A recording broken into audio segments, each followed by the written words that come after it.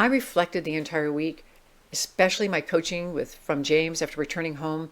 The one key distinction about my female and male energy inspired me to reflect and focus deeper about the harmony of female and male energy plus communication, verbal and nonverbal communication, for all women to be authentic, embracing our individual female and male side so we feel in harmony with who we are as an individual woman, happy and successful.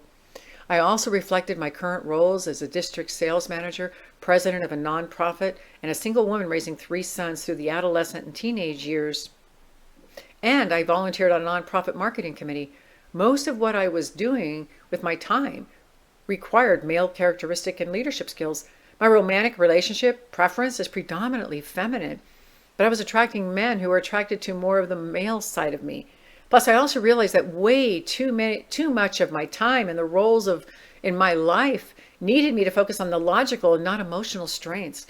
My natural female side was feeling suppressed, maybe even dormant, causing me to feel like I wasn't myself and feeling unfulfilled.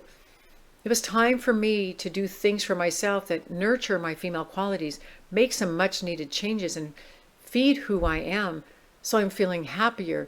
One of the things that sometimes my children would ask, especially seeing me going through a lot of the challenging times in my life, is asking me if I'm happy. And my response would be, well, I'm not unhappy, but I'm not the happiest I can be.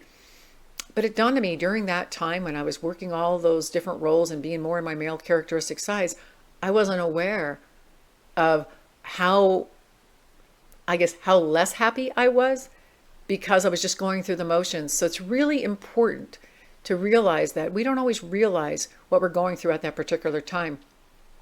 As Tony Robbins states, one key distinction can make a big difference.